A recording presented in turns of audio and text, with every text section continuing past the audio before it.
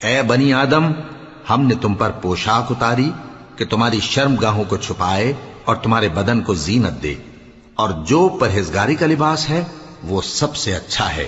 یہ اللہ کی نشانیاں ہیں تاکہ لوگ نصیحت حاصل کریں۔ اے بنی آدم، دیکھنا کہیں شیطان تمہیں بہکا نہ دے، جس طرح تمہارے ماں باپ کو بہکا کر بہشت سے نکلوا دیا اور ان سے ان کے کپڑے اتروا دیے تاکہ ان کے ستر ان کو کھول کر دکھا دے۔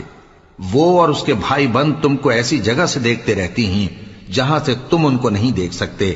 ہم نے شیطانوں کو انہی لوگوں کا رفیق بنایا ہے جو ایمان نہیں رکھتے۔